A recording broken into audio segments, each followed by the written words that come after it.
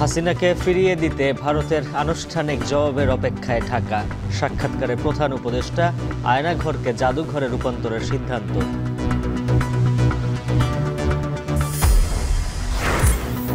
Cyber অপরাধ চক্রের লোভনীয় প্রতারণার ফাঁদে নিঃস্ব অনেকেই। আইন শৃঙ্খলা বাহিনীর দক্ষতার অভাবে সুরাহা হচ্ছে না বেশিরভাগ মামলা। 1,29,000 টাকা দিয়ে তারপর আপনি পাসওয়ার্ড রিকভারি করতে পারবেন, এছাড়া করতে পারবেন না। তখন আমি বুঝতে পারলাম যে আমি আসলে ট্র্যাপে পড়ছি। লক্ষাধিক জিডি থাকলেও যদি আইনের সঠিক প্রয়োগ এবং তদন্ত যদি না হয়, তাহলে কোনো অবস্থাতে এই জাতীয় প্রতারণাকে ঠেকাতে পারবে না। ঈদ শপিংয়ে ছিনতাই আতঙ্কে চট্টগ্রামের ব্যবসায়ী ও ক্রেতাদের উদ্বেগ।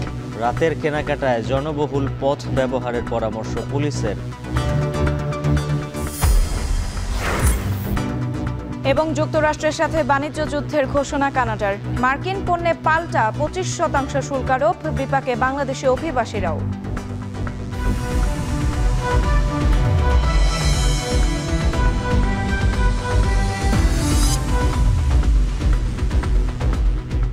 স্বাগত এখন বাজারে। পুরো আয়োজন জুড়ে সঙ্গে আছি আমরা দুজন, আমি সুমাইয়া রাত্রি এবং আমি উজ্জ্বল হাফিজ। মানবতা বিরোধী অপরাধের জন্য শেখ হাসিনা ও তার দোসরদের বিচারের মুখোমুখি হতেই হবে বলে প্রত্যয় ব্যক্ত করেছেন প্রধান উপদেষ্টা ডক্টর মোহাম্মদ ইউনূস। আন্তর্জাতিক আইন অনুসারে ভারত তাকে ফেরত দেবে বলেও প্রত্যাশা করেন তিনি। স্কাই নিউজকে দেয়া সাক্ষাৎকারে অন্তর্বর্তী সরকার প্রধান কথা বলেছেন আয়নাঘর, জুলাই আন্দোলনে হতাহতদের ন্যায় বিচার, রোহিঙ্গা সংকট সহ নানা ইস্যুতে। She will stand trial, there's no doubt about that, because all the evidences are here. But she's not physically present in Bangladesh. So the question is, can we make her present in Bangladesh? That depends on India and also international law guiding all this system, how it works. So we'll be already asked India to hand over Hasina to Bangladesh to face the trial. We are trying. We cannot guarantee because we are a short-lived government. So we are identifying, we're letting them go through the process. Some will get punished, some will still be under the process, some will still be untraceable, trying to find out where that person is, what happened to that person, and so on. So I would say we'll do our best. There's a new inflow of Rohingyas coming to Bangladesh. So we had to deal with their army on the border to allow them to easy or systematic way of entering, because we need to have their biometrics done so that they don't disappear within the country. And one thing that we started discussing with the international organizations, can we help them to keep them on the other side? Do everything that you do on this side, but it will be on the other side, so that they are not pouring into Bangladesh territory. So this is what the safe zone idea came. ভয় ডরহীন যেন ইচ্ছের স্বাধীন online অপরাধীরা, কখনো জীবন নাশের হুমকি, আবার কখনো hacking এর অভিনব পথ। সুযোগ পেলেই ব্যক্তিগত তথ্য জিম্মি করে টাকা আদায়ের চেষ্টা। খোলামেলাভাবে ব্যাংকিং চ্যানেল ও মোবাইল ব্যাংকিং এর মাধ্যমে লাখ লাখ টাকা হাতিয়ে নিলেও যেন দেখার কেউ নেই। আইন শৃঙ্খলা বাহিনী বলছে সচেতন হতে। এফরান আহমেদের ক্যামেরায় আরো জানাচ্ছেন আরিফ হোসেন। বাচ্চার জন্য কান্না করবি না টাকাটা দিবি, কেমনে করবেন আপনারা জানেন, বাট কিভাবে সেন্ড করবেন আমি জানি। আমি বলবো 20 লাখ টাকা থেকে 20 পয়সাও কম হবে না। খুদে বার্তা দেখেই ছানা বড়া চোখ, চিন্তার ভাঁজ কপালে। কি করবেন? টাকা না দিলে একমাত্র ছেলেকে তুলে নিয়ে যাবে অপরাধীরা। ছাড় নেই পরিবারের অন্য সদস্যদেরও। দরকার 20 লাখ। অবশেষে খুঁজতে গিয়ে পাওয়া গেল ফেক ফেসবুক আইডি দিয়ে এসেছে হুমকি। ফোন নম্বর ও ছবি ব্যবহারকারী ব্যক্তি জানেই না কিছু, তাহলে হুমকি কে দিয়েছে? নর্মালি এই টাইপের মেসেজ গত 6 বছরও আসে নাই। প্রতিদিন 1-2 হাজার করে মেসেজ আসলো, 1 লাখ 1.5 লাখ মেসেজ এই পর্যন্ত আমি পেয়েছি। রিসেন্ট ঘটনা এবং দেখছেন এখন ছিনতাই কি পরিমাণ বেড়ে গেছে। এবার আসা যাক ফেসবুক হ্যাকিং এর ঘটনায়। গর্ভকালীন জটিলতা নিয়ে স্বামীর মেসেঞ্জারে পাঠানো ব্যক্তিগত ছবি ফোনে পাঠিয়ে হুমকি। টাকা না দিলে সামাজিক যোগাযোগ মাধ্যমে ছড়িয়ে দেওয়া হবে এই ছবি। ইনস্টাগ্রামে আমার কাছে একটা মেসেজ আছে এবং আমার সেই পার্সোনাল ছবিগুলো আমার ইনস্টাগ্রামে পাঠিয়ে বলে যে আপনার আইডিটা আমি হ্যাক করেছি, এই ছবিগুলোকে আপলোড দিয়ে দিব কিনা। ঢাকা বিশ্ববিদ্যালয় পড়ুয়া রুশান সাইবার বুলিংয়ের শিকার হয়েছেন তিনি। পরিবার সমাজের ভয়ে যাওয়া হয়নি আইনের দোরগোড়ায়। অন্য কারোর সাথেও শেয়ার করলে আমি খুব জাজমেন্টের শিকার হইতাম, কজ ওখানে খুব ফ্লার্টি টাইপের টেক্সট ছিল। তো তারা বলতেই পারতো যে ওরকম মেসেজ আসার সাথে, তো যেহেতু আমি মেয়ে মানুষ তা আমাকে জাজমেন্টাল কথা শোনাই লাগতো। তা আমার কাছে তখন মনে হলো যে আমি যতটুকু প্রবলেমটা আমার কাছে যতটুকু মনে হচ্ছে তারা তো অতটুকু সিরিয়াসনেস দিয়ে এটা দেখবে না, বা আমি এটা সমাধান আলটিমেটলি পাবো না, বিকজ আরও মেজর সমস্যার সমাধান আইনশৃঙ্খলা বাহিনীর কাছে চাইলে পাওয়া যায় না।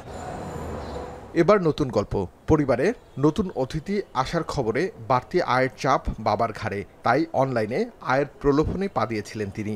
খুঁয়েছেন 14 লাখের বেশি টাকা। 16 লাখের পুরো 20% টাকা, আরও 3,29,000 টাকা দিয়ে তারপর হচ্ছে আপনি পাসওয়ার্ড রিকভারি করতে পারবেন, এছাড়া করতে পারবেন না। তখন আমি বুঝতে পারলাম যে আমি আসলে ট্র্যাপে পড়ছি। টাকাগুলো আমি 2টা সিটি ব্যাংকে দিছি। একই প্রলোভনের ফাঁদে নিঃস্ব হয়েছেন অনেকেই। গভর্নমেন্টের একটা ট্যাক্স পেমেন্ট করতে হবে, আমার টোটাল টাকা হয়ে গেছে 102 লক্ষ টাকার মতো।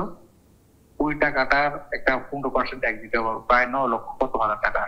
কিভাবে প্রতারণা করেন অনলাইন অপরাধীরা সে হিসাব কষে দেখালেন কম্পিউটার সায়েন্স অ্যান্ড ইঞ্জিনিয়ারিং বিভাগের এই শিক্ষার্থী। ফিশিং অ্যাটাক আগে যেরকম অ্যাজ ইউজুয়াল হয়ে গেছিল, মানুষ ধরতে পারতো যে এটা ফিশিং অ্যাটাক, এখন অ্যাটাকটা একটু অ্যাডভান্সমেন্ট হয়ে গেছে, অ্যাডভান্সড হয়ে গেছে। যেমন ওটিপি বাইপাসের বিষয়টা আছে, আমি মাস মেইলের যে অ্যাটাকটা বললাম, এটা কিন্তু একটু অ্যাডভান্স টেকনিক। কোন ফাঁকফোকরে অপরাধীর বাস সে হিসেব আগেই কষেছেন কম্পিউটার বিশেষজ্ঞরা। যারা দীর্ঘদিন ধরে আমাদের দেশে এই আইসিটি সেক্টরটা নিয়ন্ত্রণ করছে, 5ই আগস্টের পরে এরা অনেকেই এখন নাই, অথবা অনেকেই তাদের অবস্থান পরিবর্তন করছেন, যে কারণে আমাদের যে পুরো আইসিটি ইনফ্রাস্ট্রাকচার এটাতে একটা ধাক্কা লাগছে। দেশি বিদেশি চক্রের কাছে অসহায় আইনশৃঙ্খলা বাহিনী, দক্ষতার অভাবে এখনো সুরাহা হচ্ছে না অধিকাংশ মামলা। বাংলাদেশে 10,000-এর উপর প্রতারণা সংশ্লিষ্ট বিষয়ে অভিযোগ থাকলেও বা লক্ষাধিক জিডি থাকলেও যদি আইনের সঠিক প্রয়োগ এবং তদন্ত যদি না হয়, তাহলে কোনো অবস্থাতে কোনো প্রক্রিয়া, কোনো প্রকার কোনো নীতিমালা, কোনো আইন আসলে এই জাতীয় প্রতারণাকে ঠেকাতে পারবে না। নতুন বাংলাদেশের রাজধানী ঢাকায় এখন পর্যন্ত সাইবার অপরাধে 1488টি মামলা হয়েছে, যার মধ্যে নিষ্পত্তি হয়েছে 988টি মামলা। যখন টাকাটা খোয়া যায় তখন পুলিশের কাছে আসে, কিন্তু এই ক্ষেত্রে বেশিরভাগ সময় দেখা যায় যে অ্যাকাউন্টে টাকাটা লেনদেন করা হয়েছিল সেই অ্যাকাউন্টটা তারা লেনদেন শেষ করার পরে ক্লোজ করে দেয়। তখন ওই লোকটাকে ফাইন্ড আউট করা অনেক সময় সাপেক্ষ বিষয়। আর আসামি গ্রেফতার হয়েছে 59 জন। তবে অনলাইন প্রতারণার ফাঁদে সব হারানো মানুষের সংখ্যা এদেশে কম নয়, তাই লোভের ফাঁদে পা না দেওয়ার পরামর্শ আইনশৃঙ্খলা বাহিনীর। আরিফ হোসেন, এখন, ঢাকা। সাধারণ মানুষ তো বটে, চট্টগ্রামের ছিনতাইকারীর হাত থেকে রেহাই পাচ্ছে না পুলিশ কিংবা আইনজীবীও। এমন পরিস্থিতিতে শুরু হয়েছে ঈদের বেচাকেনা। চট্টগ্রামের 150টি বিপণী বিতানে ঈদে কয়েক হাজার কোটি টাকার লেনদেন হয় প্রতি বছর। দিনের পাশাপাশি রাতেও চলে জমজমাট কেনাবেচা। তবে এবার বাদ সাধছে আইন শৃঙ্খলা পরিস্থিতির অবনতি। নগরবাসীও বের হচ্ছেন আতঙ্ক নিয়ে। রাতের কেনাকাটায় নগরবাসীকে জনবহুল পথ ব্যবহারের পরামর্শ পুলিশের। আরও জানাচ্ছেন ফয়সাল করিম।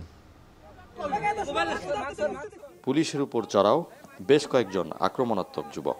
একে একে কেড়ে নেওয়া হয় মোবাইল, মানিব্যাগ, চলে মারধর ও গালিগালাজ। পুলিশ পরিচয় দিয়েও এমন ন্যাক্কারজনক ঘটনা থেকে রেহাই পাননি চট্টগ্রামের পতেঙ্গা থানার এসআই ইউসুফ আলী। সম্প্রতি নগরের গোলপাহাড়ে রিকশাযাত্রী ও পথচারীদের টার্গেটের পর ফুটপাতের ড্রেন ব্যবহার করে ছিনতাই, আগ্রাবাদে অভিযানে পুলিশকে ছিনতাইকারীর ছুরিকাঘাতের মতো ঘটনা আতঙ্ক ছড়িয়েছে জনমনে। গত বুধবার নগরের নিউ মার্কেট মোড়ে সংঘবদ্ধ ছিনতাইকারী চক্রের খপ্পরে পড়েন আইনজীবী শেফায়েতুন্নেসা সোমা। চোখের নিমিষেই তার গলার চেইন টান দিয়ে বাস থেকে পালিয়ে যায় ছিনতাইকারী, যেখানে অংশ নেয় বাসে থাকা আরও 7-8 জন। আমার যে জায়গায় চিন্তা হয়েছে ওই জায়গায় সিসিটিভি ফুটেজ নষ্ট, তার মানে ওই জায়গায় থেকে তারা চিন্তাই করে, তারা জানে। তাহলে এই থানা কর্তৃপক্ষ কি জানে না ওই জায়গায় সিসি ফুটেজটা নষ্ট? আমি কার কাছে নিরাপত্তা চাইবো? যার কাছে নিরাপত্তা চাইবো সেদিন নিজেই নিরাপদ নয়। এমন বাস্তবতায় ঈদ শপিং ও রোজায় বেচা বিক্রিকে ঘিরে উদ্বেগ দানা বেঁধেছে ব্যবসায়ী ও সাধারণের মনে। নগরে 1.5 শতাধিক মার্কেটের অন্তত 3 লাখের মতো দোকানে সকাল থেকে গভীর রাত পর্যন্ত চলে বেচা কেনা। দিনের চাইতেও রাতে বিক্রি হয় বেশি। সব মিলিয়ে রোজায় কয়েক হাজার কোটি টাকার লেনদেন হয়। তবে এবার নিরাপত্তা ভীতি কাজ করছে ব্যবসায়ীদের মনে। শপিং করতে আসছি, কিন্তু আমি যে বাসায় যাব, সেফলি বাসায় যেতে পারবো সেটার কোনো আসলে গ্যারান্টি নেই। বাসে নিরাপদ না, গাড়িতে নিরাপদ না, রাস্তায় নিরাপদ না, যে কোনো জায়গায় ছিনতাইকারীরা আমাদের কি করছে, আক্রমণ করতেছে। যেন বখাটে ছেলেদের উৎপাত না হয়, এটার জন্য আমরা পুলিশ কমিশনার মহোদয় ওখানে বৈঠক হয়েছে আমাদের। রোজায় হকার বা ফুটপাত কেন্দ্রিক ব্যবসা ঘিরে সক্রিয় থাকে অপরাধীরা। তাই ভাসমান হকারদের মার্কেটের নিরাপত্তার জন্য হুমকি মনে করছেন অনেকে। তবে নগরের আগ্রাবাদে ঈদের আগে চালু হওয়া নাইট মার্কেটের পাইলট প্রকল্প নতুন সমাধানের পথ দেখাচ্ছে। এখানে হকারদের শৃঙ্খলায় আনার পাশাপাশি নিশ্চিত করা হয়েছে পর্যাপ্ত নিরাপত্তা ব্যবস্থা। সরকার তার ম্যানেজমেন্টের মাধ্যমে তাদেরকে পুনর্বাসন ব্যবস্থা করতেই হবে। মার্কেটগুলোর সামনে যখন হকাররা এভাবে বসে যায় তখন মার্কেট আর ঢুকার হয়ে থাকে না, মেয়েদের বা যারা কাস্টমার, এগুলো অনেক প্রবলেম সৃষ্টি হয়। পরীক্ষামূলকভাবে এই আগ্রাবাদ থেকে আমরা শুরু করলাম। এটা যদি সাকসেসফুলি সবাই গ্রহণ করে তাহলে আমরা এটা চট্টগ্রামের সব জায়গায় এটাকে ইমপ্লিমেন্ট করতে চেষ্টা করব। রোজার আগে নগরের বিভিন্ন মার্কেট কিংবা শপিং সেন্টার তাদের নিজস্ব নিরাপত্তা নিশ্চিত করেছে দাবি করলেও শঙ্কা রয়েছে মূলত মার্কেটের আশপাশের এমন অন্ধকার সড়ক, নিস্তব্ধ অলিগলি, ফুটপাতের ভাসমান দোকান, নয়তো বিভিন্ন গুরুত্বপূর্ণ মোড়কে ঘিরে। কারণ সম্প্রতি চট্টগ্রামের নিউ মার্কেট সহ বেশ কয়েকটি গুরুত্বপূর্ণ মোড়ে দিনে দুপুরে ঘটেছে ছিনতাইয়ের মতো ঘটনা। অহরহ ঘটছে মোবাইল চুরি নয়তো পকেট মারের মতো অপরাধও, যেটি প্রমাণ করছে বর্তমান নাজুক আইন শৃঙ্খলা পরিস্থিতির সুযোগে নগরী জুড়ে রোজার ঈদকে ঘিরে বেশ তৎপর অপরাধী চক্র। পুলিশ বলছে রমজানে অপরাধীদের তৎপরতা ঠেকাতে বাড়ানো হয়েছে টহল, নিশ্চিত করা হয়েছে মার্কেট কেন্দ্রিক নিরাপত্তা। এছাড়া নিয়মিত অভিযানে গত এক মাসে আটকও হয়েছে শতাধিক। 24 আওয়ার্স আমাদের পুলিশ ডেপ্লয়মেন্ট আছে এবং আমরা ক্রাইমে এবং ট্রাফিকে বোথ সাইডে কিন্তু রিইনফোর্স করেছি ফোর্সগুলো। রেগুলার যে ডেপ্লয়মেন্ট তার থেকে বেশি। এছাড়া কিন্তু আমাদের সাথে অন্যান্য বাহিনী যখনই প্রয়োজন হচ্ছে ওনারাও কিন্তু আমাদেরকে সাপোর্ট দিচ্ছেন। ঈদ কেনাকাটায় নগরবাসীকে ভিড়ভাট্টায় সাবধানতা অবলম্বন, নিরাপদ ও আলোকিত সড়ক ব্যবহারের পরামর্শ পুলিশ কর্মকর্তার। ফয়সাল করিম, এখন চট্টগ্রাম। ঈদকে সামনে রেখে প্রস্তুত রাজধানীর প্রসাধনী বাজার। দোকান সাজিয়ে ক্রেতারা অপেক্ষায় সময় গুনছেন ব্যবসায়ীরা। বিক্রেতারা বলছেন মধ্য রমজানের পর জমতে শুরু করবে প্রসাধনী বেচা বিক্রি। ঈদকে কেন্দ্র করে ক্রেতা আকর্ষণে প্রসাধনী কোম্পানিগুলো দিচ্ছে মূল্য ছাড়। বিস্তারিত প্রতিবেদনে। ফ্যাশন সচেতন নারী পুরুষদের সৌন্দর্যের মুগ্ধতা ধরে রাখতে প্রসাধনী ব্যবহার এখন হালের ফ্যাশন। আর উৎসব অনুষ্ঠানে এসবের চাহিদা বাড়ায় পসরা সাজিয়ে প্রস্তুত থাকেন প্রসাধনী ব্যবসায়ীরাও। রমজানের শুরুতেই রাজধানীর কয়েকটি মার্কেট ঘুরে দেখা গেছে ঈদ উপলক্ষে দোকান সাজিয়ে প্রস্তুতি নিচ্ছেন ব্যবসায়ীরা। ঈদে প্রসাধনী সামগ্রীর মধ্যে পুরুষদের প্রাধান্য face wash, body spray, body lotion, shower gel, after shave সহ বেশ কিছু পণ্য। কসমেটিক্স এগুলো ছেলেদের এগুলো আমরা কিনবো 20-25 বছর পরে। আমরা দোকানদার ব্যবসায়ী তো এখন সময় পাবো না, বাচ্চাদেরও কিনবো। আজকে বন্ধের দিন ছুটি পাইছি। পারফিউম কিনবো, দেন হচ্ছে আতর কিনবো। ঈদ উপলক্ষে দেখা গেছে যে আপনার যে বডি স্প্রে, পারফিউম, তারপর আফটার শেভার, শাওয়ার জেল, তারপর দেখা গেছে যে আপনার হেয়ার জেল, ফেশিয়াল স্ক্রাব, এগুলো একটু বেশিরভাগ চলে। তবে উৎসব ঘিরে নারীদের সব ধরনের প্রসাধনী সামগ্রীর চাহিদা রয়েছে। কালার কসমেটিক্সের মধ্যে foundation, blush, highlighter, eyeliner, mascara, lipstick সহ পোশাকের রঙে মিলিয়ে বিভিন্ন প্রসাধনী ব্যবহারে প্রাধান্য রয়েছে। তবে অন্যান্য কেনাকাটা শেষে মধ্য রমজানের পর প্রসাধনী কেনাকাটা শুরু করবেন বলে জানিয়েছেন ক্রেতারা। এগুলা একদম ঈদ আসার এক মুহূর্তে কিনা হবে, এখন পর্যন্ত কিছু প্রয়োজন মনে হয় না কেনার জন্য। কসমেটিক্সের মধ্যে কনসিলার, ফাউন্ডেশন আছে, তারপর জুয়েলারি আছে, বিভিন্ন জিনিস, এগুলোই কিনা হবে। বিক্রেতারা দোকান সাজিয়ে অপেক্ষায় রয়েছে ক্রেতা সমাগমের। তাদের দাবি অন্য বছরে রমজানের শুরুতে ঈদের টুকিটাকি কেনাকাটা শুরু হলেও এবছরের চিত্র ভিন্ন। এবার তো অনেকটা ঠান্ডা, মানে কাস্টমার নাই। দেখা যাচ্ছে যে আমরা সকালে আসতেছি, কোনো রকম আর কি বিসমিল্লাহ করে চলে যাই। ঈদ পণ্য এখনো লাগেনি, আমাদের লাগতে আরো 20 বছর পর। অনেক বিক্রেতাই বলছেন মধ্য রমজানের পর জমতে পারে প্রসাধনী সামগ্রী বেচা বিক্রি। তবে ঈদ উৎসবে অনেক ব্র্যান্ড কোম্পানি দিয়ে থাকেন মূল্য ছাড়। আলহামদুলিল্লাহ প্রস্তুতি ভালো, সমস্ত কিছুই আছে, প্রোডাক্ট পার্টি পার্সের আইটেম আছে। কসমেটিক্স বলতে আপনার colour cosmetic, face powder, foundation. এ খাত নিয়ে ট্রেড অ্যান্ড ট্যারিফ কমিশনের গবেষণা তথ্য বলছে দেশে প্রায় 34,000 কোটি টাকার প্রসাধনীর বাজার রয়েছে। শাহিনুল ইসলাম সাগর, এখন ঢাকা। ভালো উৎপাদন হলেও বিদেশি জাতের দাপটে লোকসান গুনতে হয় দেশীয় হলুদ চাষিদের। তবে এবার উচ্চ ফলনশীল জাতের চাষ ও বাজারে ভালো দাম পাওয়ায় লাভের মুখ দেখছেন ময়মনসিংহের ফুলবাড়িয়ার চাষিরা। আমদানি নির্ভরতা বাড়াতে কৃষি বিভাগের সহযোগিতা চাইছেন কৃষকরা। জাহাঙ্গীর আকন্দের ছবিতে আরও জানাচ্ছেন ইমতিয়াজ আহমেদ। দেশের সবচেয়ে বেশি হলুদের চাষ হয় ময়মনসিংহের ফুলবাড়িয়ায়। হলুদের গ্রাম নামে পরিচিত সন্তোষপুর গ্রাম। এখানকার লাল মাটির হলুদ স্বাদ, রং ও গন্ধে অনন্য, তাই চাহিদাও বেশি। আমাদের এলাকাবাসী সবারই কৃষকের চাহিদা এটাই যে বীজটা আর ব্যাপক হারে আমাদের মাঝে দেওয়া হোক। আমরা 2টা পয়সা মনে করুন যে 2 বছরের মধ্যে এই একটু দেখতে পারলাম। হলুদ খেতে হলুদ না গাইও, হলুদ নিরাইও, আবার হলুদ তুলিও।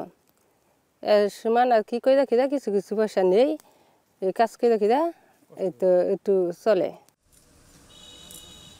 বিগত বছরগুলোতে আমদানি হওয়ায় কমে যায় দেশি হলুদের দাম, ফলে চাষাবাদে ঘাটতির কারণে হলুদ চাষ কমিয়ে দিয়েছে কৃষকরা। মূলত মালা এবং পাটনাই জাতের হলুদের চাষ বেশি হয় এই অঞ্চলে। তবে এবার উচ্চ ফলনশীল জাতের হলুদ আবাদ করায় এবং আমদানি কিছুটা কমায় লাভের মুখ দেখবে কৃষকরা। প্রতি কাঠায় 12 থেকে 15 মণ পর্যন্ত হলুদ তুলছেন কৃষকরা। কাঁচা হলুদ বিক্রি হচ্ছে 12 থেকে 1500 টাকা মণ।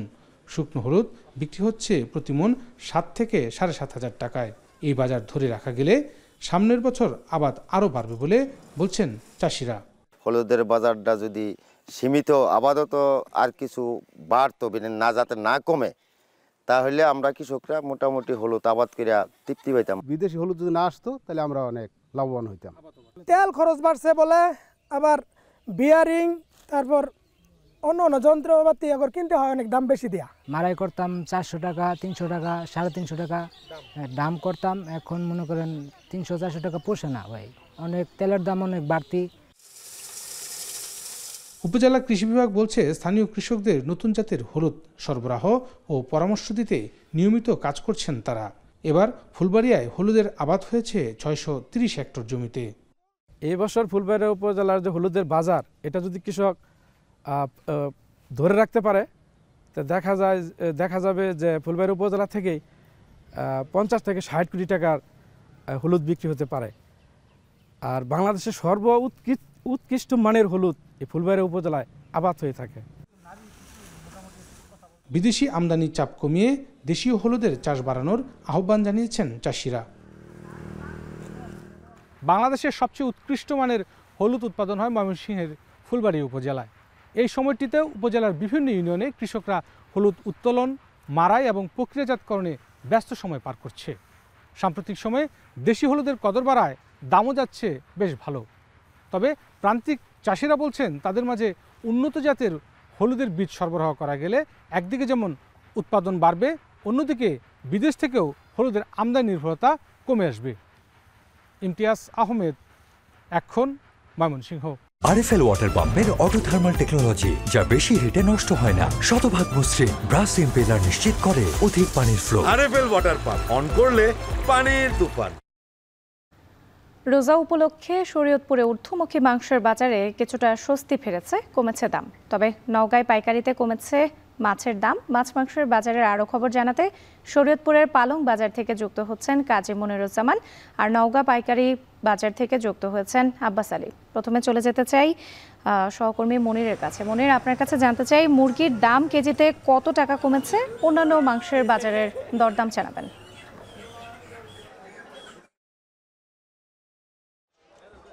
রাত্রি রমজানের শুরু থেকেই কিন্তু শরীয়তপুরের বাজারগুলোতে মাংসের দরদামের কিছু পরিবর্তন এসেছে। আপনি যেহেতু মুরগির দামের কথা বলছেন, মুরগির প্রত্যেক প্রকারের মুরগির দামে কিন্তু কমেছে। আমরা দেখেছি যে এখানে ব্রয়লার মুরগি যেটা 200-210 টাকা কেজিতে বিক্রি হয়েছে রমজানের আগে, সেটা রমজানের শুরু থেকেই কিন্তু 180 থেকে 190 টাকা কেজিতে বিক্রি হচ্ছে। সোনালী মুরগি 290 থেকে 300 টাকা কেজিতে বিক্রি হয়েছে, সেই মুরগি কিন্তু এখন 280 টাকা কেজিতে বিক্রি হচ্ছে। কালার বাট মুরগি যেগুলো রয়েছে সেগুলো আজকের বাজার দর 260 টাকা, যেটা রমজানের আগে কিন্তু ছিল 280 টাকা কেজি। আর লেয়ার মুরগি সেটার দামও কিন্তু 20 থেকে 30 টাকা কমেছে, আজকে 320 থেকে 340 টাকা পর্যন্ত কেজিতে বিক্রি হচ্ছে আজকে শরীয়তপুরের এই পালং বাজারে। তবে দেশি মুরগির কথা যদি বলিস, দেশি মুরগির সরবরাহ কিন্তু বেশ কম, এবং দেশি মুরগির সরবরাহ কম থাকার কারণে কিন্তু চাহিদাও বেশি, দামও কিন্তু আমরা দেখেছি যে কেজিতে 50 থেকে 100 টাকা বেড়ে আজকে 650 থেকে 700 টাকা পর্যন্ত বিক্রি হচ্ছে। এছাড়া দেশি হাঁসের কথা যদি বলি, দেশি হাঁস কিন্তু 550 টাকা কেজিতে বিক্রি হচ্ছে, যেটা রমজানের আগে কিন্তু 500 টাকা ছিল। এখানে 50 টাকা বেশি হয়েছে, এমনটাই কিন্তু এখানকার ক্রেতা এবং বিক্রেতারা বলছেন। তবে চায়না হাঁসের দাম আগের মতোই রয়েছে, 400 থেকে 450 টাকা কেজিতে বিক্রি হচ্ছে। আর খাসির চাহিদা একেবারে কমে গেছে, খাসি কিন্তু চাহিদা কমে যাওয়ায় খাসির দাম কিন্তু আমরা যতটা জেনেছি যে আগের দামে বিক্রি হচ্ছে এবং সেই 1100 টাকা থেকে 1150 টাকার মধ্যেই খাসি কেজি প্রতি বিক্রি হচ্ছে পালং বাজারে। তবে গরুর মাংস কিন্তু চাহিদা বেড়েছে। রমজানের আগে গরুর মাংসের চাহিদা বেশি রমজানের মধ্যে হওয়ায় কারণ হচ্ছে যে রমজানে যে বিভিন্ন ইফতার মাহফিল থাকে, সেই ইফতার মাহফিল বা প্রত্যেকে একটু রমজানে ভালো খাওয়ার জন্য গরুর মাংসটা কিনে নিয়ে যাচ্ছেন, সেক্ষেত্রে চাহিদা বাড়লেও দাম কিন্তু আগের মতোই রয়েছে। আমরা দেখছি যে গরুর মাংস 700 টাকা ছিল, আজও শরীয়তপুরের পালং বাজারে 700 টাকা কেজি দরেই গরুর মাংস বিক্রি হচ্ছে। এবং ক্রেতারা যেমনটা বলছেন যে তারা কিন্তু আসলে মাংস কিনে বেশ সন্তুষ্টই। তারা বলছেন এরকম দাম থাকলে রমজানে তাদের ভোগান্তি কমে যাবে। আর বিক্রেতারা বলছেন যে আসলে এই রমজান উপলক্ষে বিভিন্ন অনুষ্ঠান, বিশেষ করে বিয়ে শাদী, এগুলো না থাকার কারণে কিন্তু মুরগির চাহিদা বা অন্য মাংসের চাহিদা কম থাকায় দাম বাড়েনি, বরং কমেছে। এবং আমরা দেখতে পাচ্ছি যে মুরগির দাম 10 থেকে 30 টাকা পর্যন্ত কেজিতে কমেছে শরীয়তপুরের পালং বাজারে। তো এতে স্বস্তি ফিরেছে ক্রেতাদের মাঝে। আর বিক্রেতারা বলছেন রমজান শেষে একেবারে ঈদের আগে আবারও দাম পরিবর্তন হতে পারে, বেড়ে যেতে পারে, এমনটাই কিন্তু বিক্রেতারাও বলছেন। তো এই ছিল আমার কাছে শরীয়তপুরের পালং বাজার থেকে রাত্রি। এবার যেতে চাই নওগাঁয় সহকর্মী আব্বাস আলীর কাছে। আব্বাস, এতক্ষণ আমরা মুনিরের মাধ্যমে শুনছিলাম শরীয়তপুরের মাংসের বাজারের খবর, এবারে মাছ বাজারের খবর জানতে চাই। প্রতি কেজি মাছ কত টাকায় বিক্রি হচ্ছে এবং মাছের দাম যেহেতু বেড়েছে, মাছের দাম বাড়ার কারণ হিসেবে কি বলছেন বিক্রেতারা?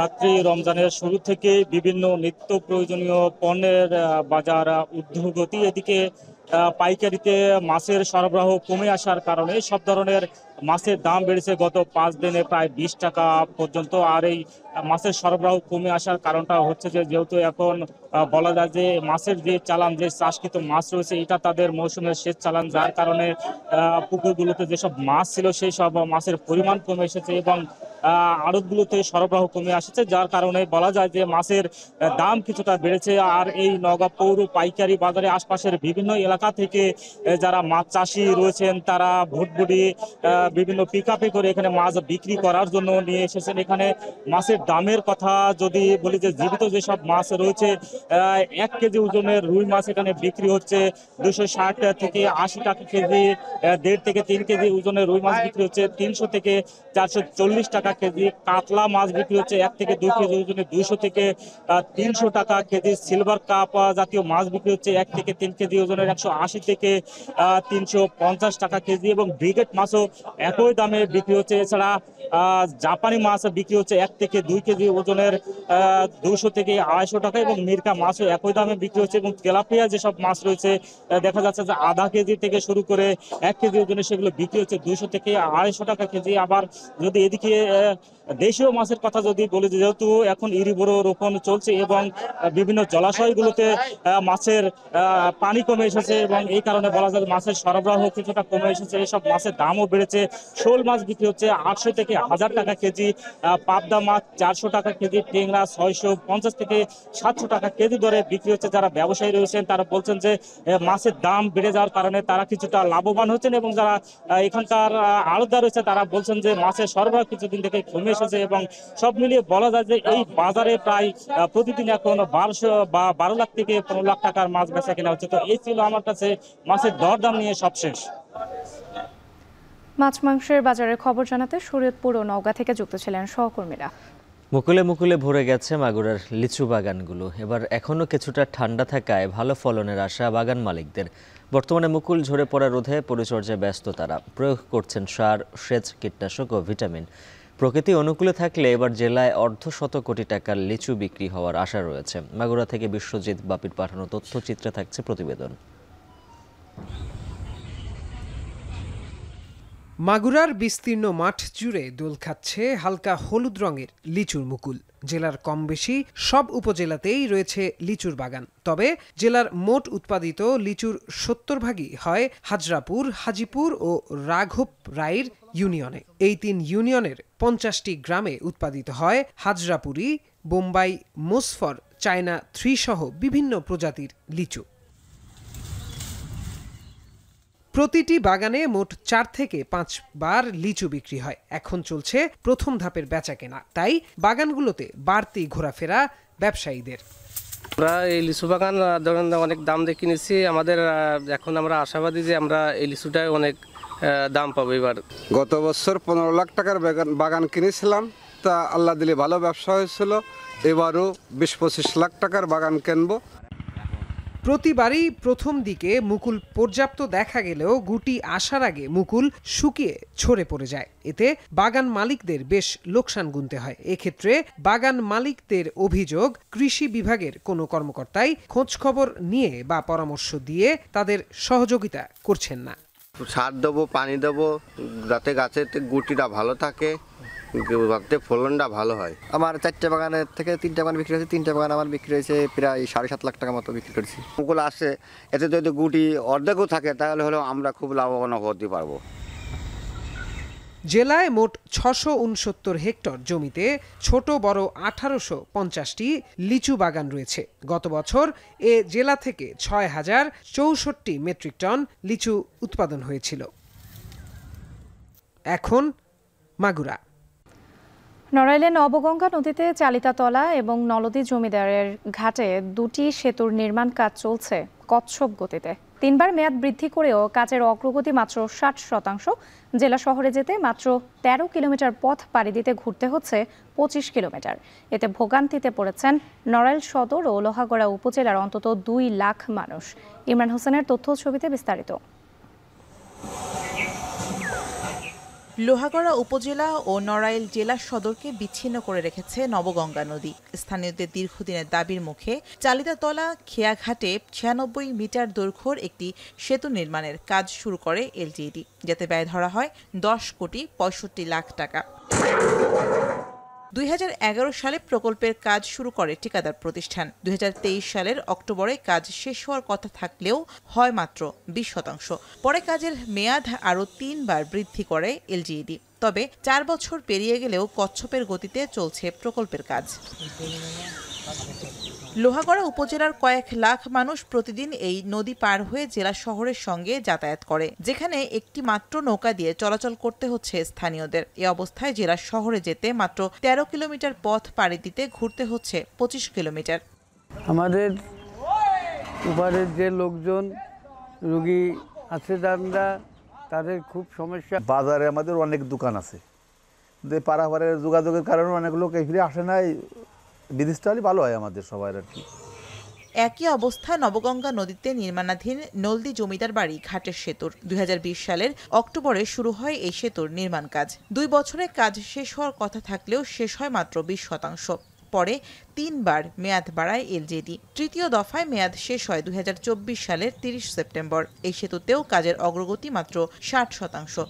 আমাদের এই ব্রিজের কাজ 3 বার বাড়ানোর হয়েছে। এই ব্রিজটা হলে আমাদের উত্তর নড়াইলের যে মানুষ, যাদের জেলা সদরে যে কাজকর্ম থাকে দৈনন্দিন বা সরকারি অফিস আদালতে, তাদের জন্য অত্যন্ত সুবিধার। এই দুটি ব্রিজ যদি দ্রুত চালু হয় তাহলে লোহাগড়ার সাথে জেলা শহরের যে সংযোগ তৈরি হবে এবং মানুষের ব্যবসা বাণিজ্য এবং স্বাস্থ্য সুবিধা নিতে সবচেয়ে মানুষ উপকৃত হবে।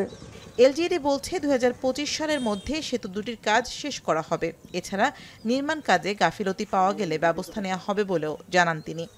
এই কাজটা আমার চলমান আছে, প্রায় 60% প্রোগ্রেস, এবং এটা টাইম এক্সটেনশন করা হয়েছে 31/7/25। তো হয়তো আমরা 31/7/25 না পারলেও আমরা আশা করতেছি 25শে ডিসেম্বরের ভিতরে আমরা কাজটা সমাপ্ত করতে পারবো। চন্ডিকাপুর ভিলেজ প্রমোদ রয় ঘাট একই নদীর উপরে, এটা হচ্ছে আমাদের প্রায় কাজটা মাসখানেক হলো বন্ধ আছে। ঠিকাদার আমার কথা হয়েছে এবং তাদেরকে আমরা চিঠিপত্র দিয়েছি এই সপ্তাহে কাজটা ধরার কথা। নবগঙ্গা নদীর ওপর নির্মিত নলদি জমিদার বাড়ি ঘাটের সেতু নির্মাণে এখন পর্যন্ত খরচ হয়েছে 9,23,00,000 টাকা। এখন নড়াইল। অবশেষে যুক্তরাষ্ট্রের সঙ্গে সরাসরি বাণিজ্য যুদ্ধে জড়িয়েই পড়ল কানাডা। তারাও মার্কিন পণ্যে পাল্টা আরোপ করেছে 25% শুল্ক। দুই দেশের জনগণকে এর খেসারত দিতে হবে বলে সতর্ক করেছেন কানাডার প্রধানমন্ত্রী জাস্টিন ট্রুডো। এরই মধ্যে বিভিন্ন জিনিসপত্রের দাম বাড়তে শুরু করেছে, তে বিপাকে পড়েছেন বাংলাদেশিরাও। কানাডা থেকে আরও জানাচ্ছেন সৈয়দ ইফতেখার। কথার লড়াই থেকে সরাসরি বাণিজ্য যুদ্ধে জড়িয়ে পড়ল যুক্তরাষ্ট্র ও কানাডা। কানাডার পণ্যে মার্কিন প্রেসিডেন্ট ডোনাল্ড ট্রাম্পের 25% শুল্কের প্রতিবাদে 155 বিলিয়ন কানাডিয়ান ডলারের মার্কিন পণ্যের ওপর পাল্টা 25% শুল্ক আরোপ করেছে কানাডা। মঙ্গলবার প্রথম ধাপে কার্যকর হচ্ছে 30 বিলিয়ন ডলারের, বাকি 125 বিলিয়ন ডলারের শুল্ক কার্যকর হবে আগামী 21 দিনে ধাপে ধাপে। এই শুল্ক লড়াইয়ের জন্য ডোনাল্ড ট্রাম্পকে জনগণের কাছে জবাবদিহি করতে হবে বলে উল্লেখ করেন কানাডার প্রধানমন্ত্রী জাস্টিন ট্রুডো। হতাশার সুরে বলেন, বন্ধুত্বের বাড়ানো হাতে আঘাত দিলেন রিপাবলিকান প্রেসিডেন্ট। কানাডিয়ানদের সরলতার সুযোগ নিলেন তিনি। We don't want this. We want to work with you as a friend and ally. And we don't want to see you hurt either. But your government has chosen to do this to you. As of this morning, markets are down, and inflation is set to rise dramatically all across your country. Your government has chosen to put American jobs at risk. Now, the legal pretext your government is using to bring in these tariffs is that Canada is apparently unwilling to help in the fight against illegal fentanyl. Well, that is totally false. মেক্সিকোর উপরও সমপরিমাণ শুল্ক থাকায় এর পরোক্ষ প্রভাবে ভুগতে হবে কানাডাকে। যুক্তরাষ্ট্র হয়ে বহু মেক্সিকান পণ্য কানাডায় ঢোকে। জাতিসংঘের বাণিজ্য বিষয়ক তথ্য বলছে, কানাডার বার্ষিক রফতানির 78% আর মেক্সিকোর 80% পণ্য যায় যুক্তরাষ্ট্রে। বিপরীতে যুক্তরাষ্ট্রের মোট আমদানির প্রায় 14% কানাডা ও 15% হয় মেক্সিকো থেকে। এতে যুক্তরাষ্ট্রের জন্য বিকল্প বাজার খোঁজা সহজ হলেও কানাডা ও মেক্সিকোর জন্য তা কঠিন। তাই কানাডার বাজারে দাম ইতোমধ্যে বাড়তে শুরু করেছে বিভিন্ন পণ্যের। ইতোমধ্যে জাস্টিন ট্রুডো তার বক্তব্যে স্পষ্ট করেছেন, অর্থনৈতিক ঝুঁকিতে পড়তে যাচ্ছে অটোয়া। ওয়াশিংটন থেকে আমদানি করা গাড়ি, বিভিন্ন টেক পণ্য সহ আরও বিভিন্ন ক্ষেত্রে এর প্রভাবে সমস্যায় পড়বেন জনগণ। পাশাপাশি অস্থির আবাসন খাতেও লাগবে বিরূপ প্রভাব, যাতে সাধারণ কানাডিয়ানদের সঙ্গে ভুগতে হবে বাংলাদেশি অভিবাসীদেরও।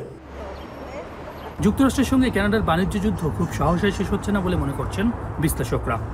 এর মধ্যে আবার প্রধানমন্ত্রী হিসেবে দায়িত্ব ছেড়ে দিবেন জাস্টিন ট্রুডো। নতুন প্রধানমন্ত্রী হিসেবে দায়িত্ব নিতে পারেন সাবেক গভর্নর মার্ক কার্নি। এখন দেখার বিষয়, আগামী কয়েকদিনে এই বাণিজ্য বৈরিতা কত দূর গড়ায়। সৈয়দ ইফতেখার, এখন কানাডা। পবিত্র রমজান মাস উপলক্ষে বর্ণিল আলোতে সেজেছে যুক্তরাজ্যের লন্ডন। বিগত কয়েক বছর ধরে আলোকসজ্জার এই ধারাবাহিক আয়োজন দেখে স্থানীয়দের পাশাপাশি পর্যটকরাও মুগ্ধ। এ ধরনের আয়োজন শহর হিসেবে লন্ডনের সহনশীলতা ও সহমর্মিতার প্রকাশ বলে মনে করছেন স্থানীয়রা। লন্ডন থেকে নাইম হাসানের প্রতিবেদন। রমজান এলে যুক্তরাজ্যের লন্ডনে যে বাড়তি আয়োজন চোখে পড়ে, ইউরোপের অন্য শহরগুলোতে তা খুব একটা দেখা যায় না। বিশেষ করে বিভিন্ন ধর্ম ও সংস্কৃতির শহর হিসেবে লন্ডনকে অনন্য করে তুলেছে। সাধারণত বড়দিন এলে বর্ণিল সাজে সেজে ওঠে লন্ডন। তবে বিগত কয়েক বছরে রমজান উপলক্ষেও চালু হয়েছে সেই রীতি।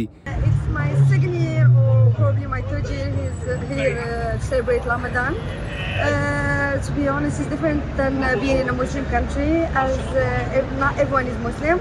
But the good thing in London is that they respect all their religion, and I also see that people are curious about knowing about our religion. রমজানকে স্বাগত জানিয়ে সুসজ্জিত করা হয়েছে সেন্ট্রাল লন্ডনের কভেন্ট্রি স্ট্রিট। প্রায় 30,000 বাতির আলোয় উদ্ভাসিত লন্ডনের ব্যস্ততম পিকাডিলি সার্কাস এলাকা। আলোকসজ্জায় ব্যবহার করা হয়েছে ইসলামিক জ্যামিতিক নকশা ও প্রতীক। সাধারণত রমজান মাসে মধ্যপ্রাচ্যের দেশগুলোতে এ ধরনের বর্ণিল সাজসজ্জা চোখে পড়ে, তবে 2023 সালে প্রথমবারের মতো পিকাডিলি সার্কাসে রমজান উপলক্ষে চালু হয়েছে রমজানের বিশেষ এই আলোকসজ্জা। কভেন্ট্রি স্ট্রিট পর্যটন মুখর জায়গা হওয়ায় স্থানীয় মুসলিমদের পাশাপাশি বিদেশিদের কাছেও ছড়িয়ে যাচ্ছে রমজানের বার্তা। When you are in your home and country, it is a different vibe. Here is quite different. Just came here, I see the billboarding of the Ramzan. Now I'm feeling I'm celebrating the Ramzan, but in Pakistan it's quite different. And especially if you are living in abroad, it's quite different to celebrate. রোজার প্রথম দিনে আলোকসজ্জার উদ্বোধন করেন লন্ডনের mayor Sadiq খান। আলোকসজ্জা থাকবে ঈদের পরের সপ্তাহ পর্যন্ত। ঈদের আগে লন্ডনের এই জনপ্রিয় জায়গাগুলো আবারও সাজানো হবে নতুন করে। প্রতিদিন বিকাল 5টা থেকে ভোর 5টা পর্যন্ত দর্শনার্থীরা উপভোগ করতে পারবেন অভিনব এই আয়োজন। ইউরোপের অমুসলিম কোন শহরের জন্য লন্ডনের পিকাডিলির এই আলোকসজ্জা নিঃসন্দেহে ব্যতিক্রম এক উদ্যোগ। এর মধ্য দিয়ে যুক্তরাজ্যের ধর্মীয় উদারতা এবং ঐক্যের করে রমজানের বার্তা ছড়িয়ে যাবে বিশ্বময়, এমনটাই প্রত্যাশা লন্ডনে বসবাসরত মুসলিমদের। নাইম হাসান, এখন যুক্তরাজ্য। যুক্তরাষ্ট্র সব ধরনের সামরিক সহায়তা বন্ধ করে দেয়া ইউক্রেন যে সংকটে পড়তে যাচ্ছে ইউরোপের দেশগুলোর জন্য সে ক্ষতিপূরণ করা কঠিন হবে বলে মনে করছেন বিশ্লেষকরা। কিয়েভের এই ক্রান্তিলগ্নে ইউরোপের সহায়তার প্রত্যাশা করলেও ইউক্রেনের আইন প্রণেতারা মনে করেন ওয়াশিংটনের হস্তক্ষেপ ছাড়া চলমান সংঘাত বন্ধ করা সম্ভব না। যদিও কিয়েভের দাবি ট্রাম্পের সহায়তা ছাড়াই পুতিন সেনাদের মোকাবিলার জন্য প্রস্তুত জেলেনস্কি বাহিনী। আরও জানাচ্ছেন সতীর্থ কর্মকার। যুক্তরাজ্যের সাথে ঋণ চুক্তি, কানাডার সেনা সহায়তা ঘোষণা থেকে শুরু করে ইউরোপের নেতারা যখন সব দিক থেকে ইউক্রেনীয় প্রেসিডেন্টের পাশে থাকার অঙ্গীকার করছেন, তখন ভলোদিমির জেলেনস্কির সামনে সবচেয়ে বড় প্রশ্ন যুক্তরাষ্ট্রের সহায়তা ছাড়া রাশিয়ার বিরুদ্ধে কিভাবে প্রতিরোধ গড়ে তুলবে ইউক্রেন।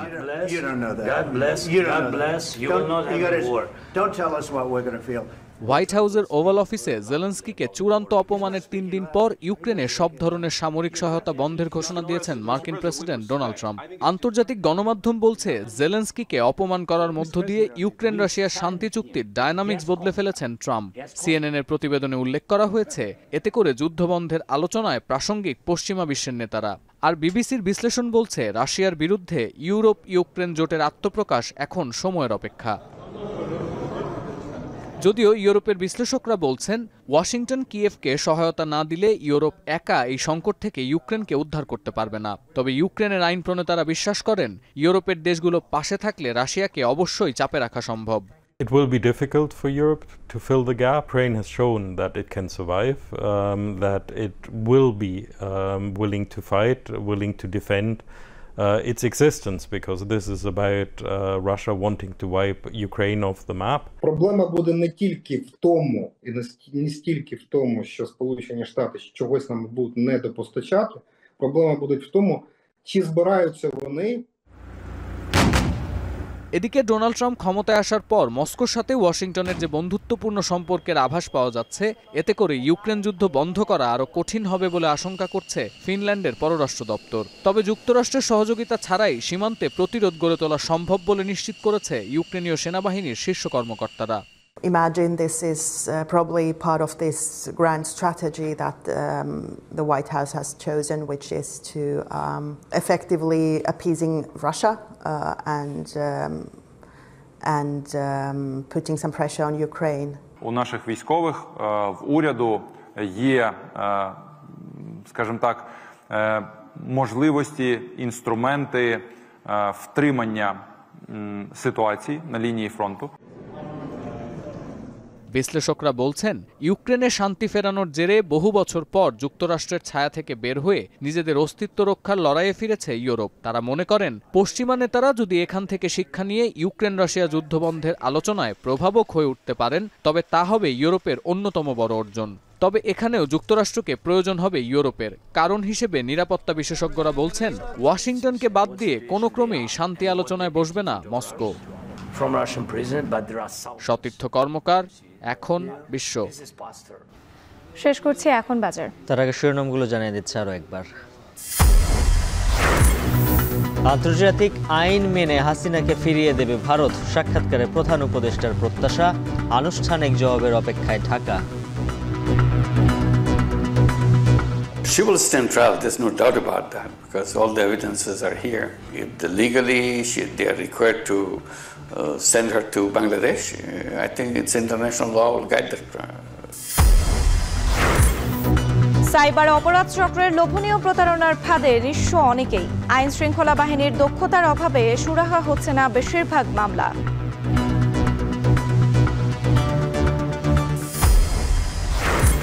ঈদ শপিংয়ে ছিনতাই আতঙ্কে চট্টগ্রামের ব্যবসায়ী ও ক্রেতাদের উদ্বেগ। রাতের কেনাকাটায় জনবহুল পথ ব্যবহারের পরামর্শ পুলিশের। এবং যুক্তরাষ্ট্রের সাথে বাণিজ্য যুদ্ধের ঘোষণা কানাডার। মার্কিন পণ্যে পাল্টা 25% শুল্ক আরোপ, বিপাকে বাংলাদেশি অভিবাসীরাও। এই ছিল এখন বাজারের আয়োজনে। এখন টেলিভিশন ওয়েবসাইটে দেখতে ভিজিট করুন www.ekon.tv। ফেসবুকে দেখুন facebook.com/tv.ekon, আর সরাসরি ইউটিউবে দেখতে ভিজিট করুন youtube.com/c/ekontv।